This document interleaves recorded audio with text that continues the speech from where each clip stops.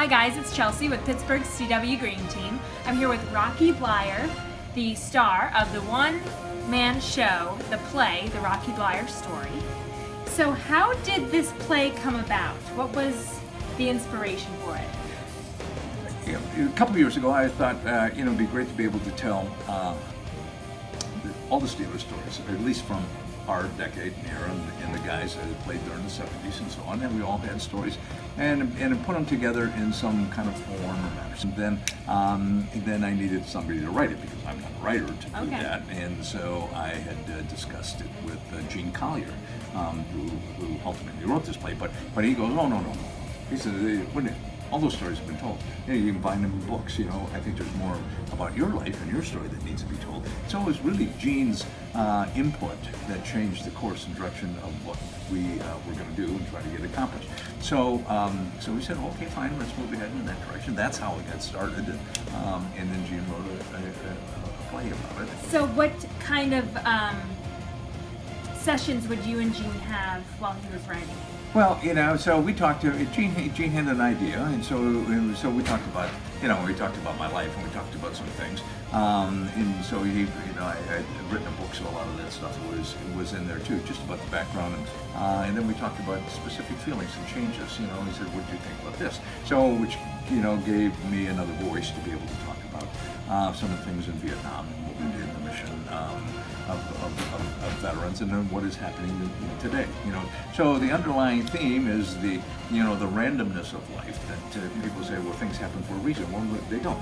But everybody wants to have some concrete answer for why things happen. Well, the thing is that we don't have a concrete answer.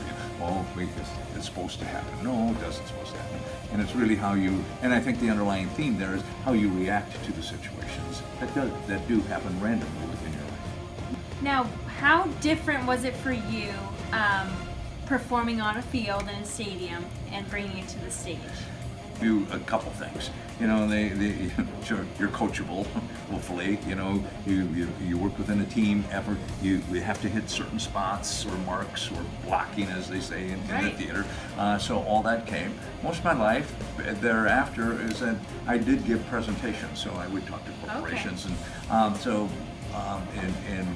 So I had no fear of being in front of people. So the biggest transition was to be able to take Gene's words, and make them yours, but be true to the script and to the play, and bring Gene's words to life. The play is a pretty emotional experience.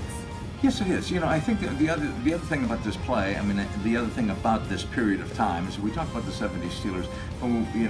For my life, it was also the 60s in Vietnam, and the civil rights movement. So I lived through a whole period of time that was taking place that had a change in our society. And then we talked about the history of the Steelers. So what had happened beforehand, how they were perceived beforehand, and then the winning ways from the 70s, 80s, and 90s, and so on. So say you weren't around at that time. So I think that also it's a play not only for a generation of those who lived through them and wants them, but for future generations to understand, maybe in a play form, of what history was about in Pittsburgh and what took place within our country during that period of time as well. Well, thank you so much for taking the time to speak with me today. You're welcome. Thanks. And go to the Pittsburgh Public Theater's website to get your tickets to see Rocky Bleier, the play.